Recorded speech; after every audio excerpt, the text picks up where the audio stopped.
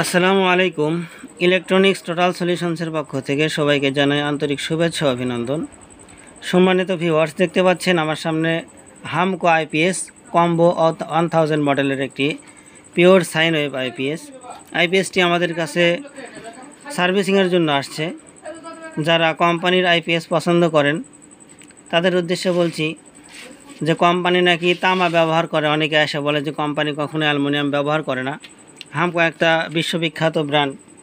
তো এই ব্র্যান্ডে দেখতে পাচ্ছেন আপনারা অ্যালুমিনিয়ামের তার ব্যবহার করছে।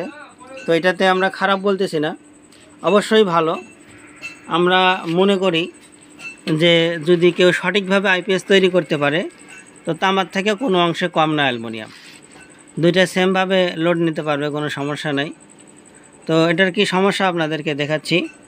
প্রথমে আমরা অন করলাম। অন করার পরে দেখতে পাচ্ছেন এখানে যে চার্জিং বারটা আছে, এই চার্জিং বারটা কিন্তু অটোমেটিক লাভ পারতেছে, মানে চার্জ উঠতেছে এরকম সিমটম দেখাচ্ছে। এখানে কিন্তু এসি কিন্তু খুলে রাখছি আমরা, দেখতে পাচ্ছেন। আর এই পাশ থেকে যদি আমরা লোড দিই, দেখতে পাচ্ছেন এখান থেকে আমরা লোড চালাই দিচ্ছি। লোড চালাই,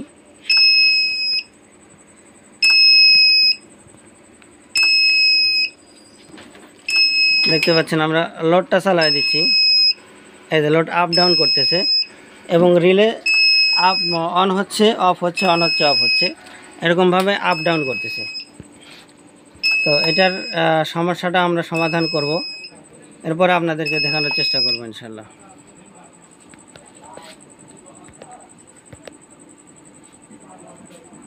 ততক্ষণ পর্যন্ত সঙ্গেই থাকবেন।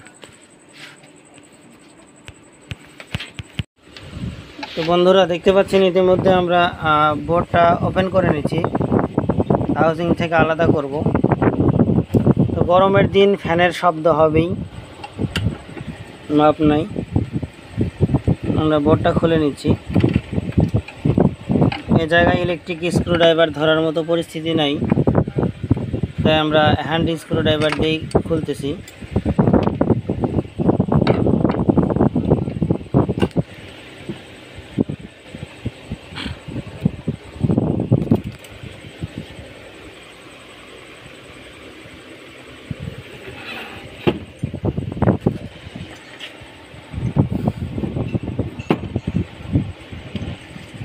আমরা পুরোটাই ডিসকানেক্ট করে নেব বোর্ড, যাতে কাজ করতে সুবিধা হয়।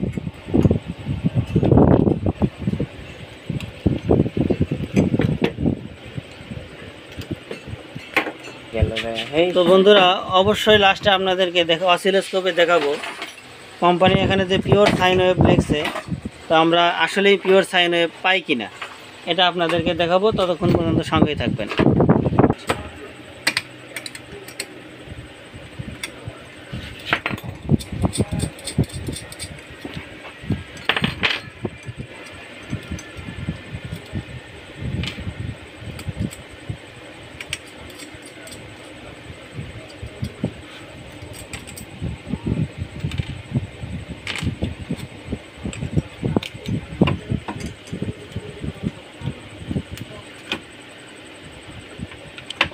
প্রত্যেকটা জয়েন্টে আঠা মারা আছে।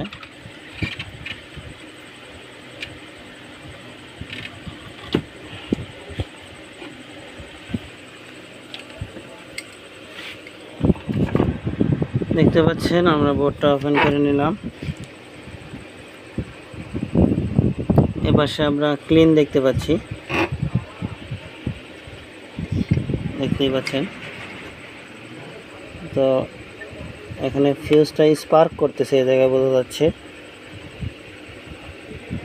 দেখি আসলে সমস্যাটা কোথায় থেকে হচ্ছে, এরপর আপনাদের সঙ্গে শেয়ার করব। তো বন্ধুরা, এতক্ষণ সঙ্গে থাকার জন্য ধন্যবাদ। তো আমরা ইতিমধ্যে সমস্যাটা ফাইন্ড আউট করছি এবং সমাধান করছি, আলহামদুলিল্লাহ। তো আপনারা যারা কাজ করেন অবশ্যই অবগত আছেন যে এটা একটা ডাবল লেয়ার পিসিবি। তো পিসিবি লেয়ারের মধ্যে ফল্ট ছিল, যার কারণে যে প্রপার যে ভোল্টেজ লাগে রিলে অন হওয়ার জন্য, সে ভোল্টেজটা আমরা পাচ্ছিলাম না। এখন আলহামদুলিল্লাহ আমরা ভোল্টেজটা প্রপারভাবে আনতে পারছি। এখানে যে দেখতে পাচ্ছেন একটা ট্রানজিস্টর, এটা আসলে পাওয়ার রেগুলেটরের কাজ করা হয়েছে ট্রানজিস্টর দিয়ে। অনেকে মসফেট বা পাওয়ার রেগুলেটর ভেবে ভুল করতে পারেন। এটা আসলে একটা ট্রানজিস্টর। তো এটার মাধ্যম দিয়ে এখানে যে পাওয়ারটা লাগিয়ে নিলে সেখানে পাওয়ার দেওয়া হয়েছে, সেই পাওয়ারটা মিসিং ছিল। তো আমরা সেটা সমাধান করছি। এখন ফিটিং করে দেখব যে আমাদের কাজটা হয়েছে কিনা। তো আমরা আস্তে আস্তে পুনরায় কেবলগুলো কানেক্ট করতেছি। দেখতে পাচ্ছেন এটা ডিসপ্লে কানেক্টর।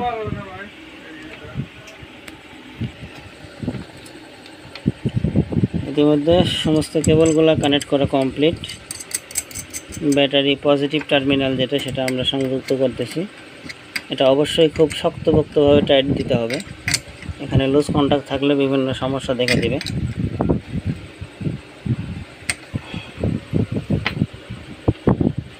এখন আমরা ব্যাটারির সাথে কানেক্ট করে দেখব যে কী অবস্থা। প্রথমে আমরা অল্প অ্যাম্পিয়ারের পাওয়ার সাপ্লাই ব্যবহার করব। তো বন্ধুরা, এখন আমরা সবগুলো কানেকশন কমপ্লিট করলাম। এখন আইপিএসটা অন করে দেখব যে সমাধান হয়েছে কিনা। দেখতে পাচ্ছেন আইপিএসটা কিন্তু অলরেডি রান হয়ে গেছে। আর আমরা এই পাশে আলহামদুলিল্লাহ 200-400 ওয়াট লোড দিছি।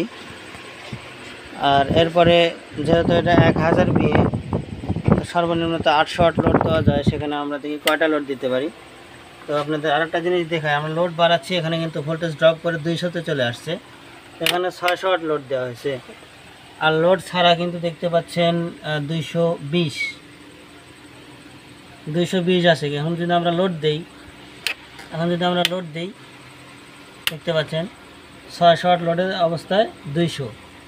এটা কোনো দিন পিওর সাইন ওয়েভ হতে পারে না। এরপরেও আপনাদের পিওর সাইন ওয়েভ হলে কোনো দিনও ভোল্টেজ ড্রপ করবে না। এরপরেও আপনাদেরকে অসিলোস্কোপে দেখাবো যে আমাদের যে ওয়েভটা ঠিকঠাক সাইন ওয়েভ দেখায় কিনা। সেজন্য আমরা আইপিএস অফ করে নিচ্ছি।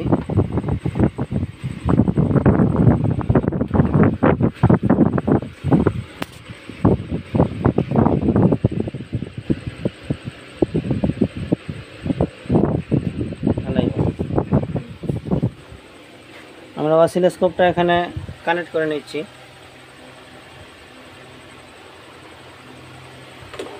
দেখতে পাচ্ছেন অসিলোস্কোপটা এখানে কানেক্ট করা হয়েছে। এখন আইপিএসটা অন করব।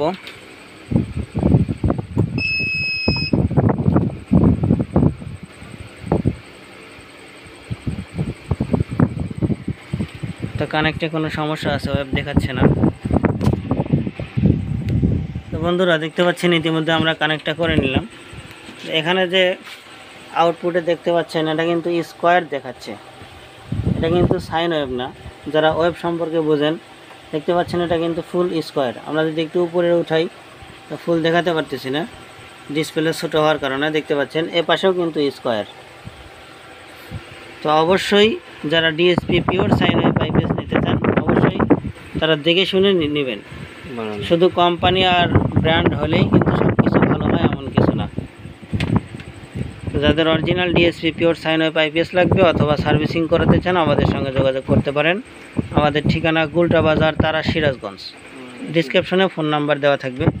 এখন আমরা এসি ইনপুট করব। দেখতে পাচ্ছেন এখান থেকে, দেখতে পাচ্ছেন এসি ইনপুট হয়ে গেছে। যে এসি ইনপুট হয়ে গেল। এখন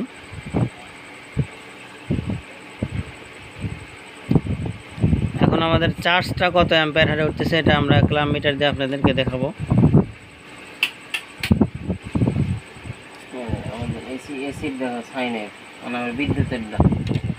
আর এখানে দেখেন এসির যে সিগন্যালটা, এটা কিন্তু সাইন ওয়েভ সিগন্যাল আছে।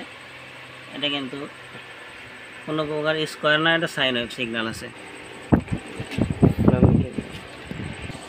ডিসপ্লেতে যদি আমরা দেখানোর চেষ্টা করি, অ্যাম্পিয়ার দেখাচ্ছি, এটা 50 কিলোওয়াট, 13.0 ভোল্টেজ ব্যাটারি, 12.5 অ্যাম্পিয়ার হারে চার্জ উঠতেছে।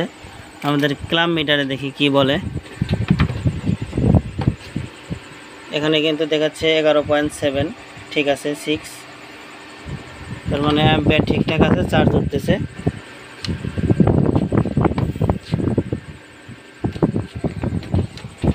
আউটপুট ইনপুট সব কিছুই ঠিক আছে। আর এখান থেকে যে চার্জিং ওয়াট চার্জ নিলে কেমন কারেন্ট খায় দেখতে পাচ্ছেন। এখানে 237.236 ওয়াটের মতো খাচ্ছে। আর আমাদের অ্যাম্পিয়ারটা টানতেছে হচ্ছে 1.25 অ্যাম্পিয়ার। ধন্যবাদ সকলকে সঙ্গে থাকার জন্য। সবাই ভালো থাকবেন, সুস্থ থাকবেন। আল্লাহ হাফেজ।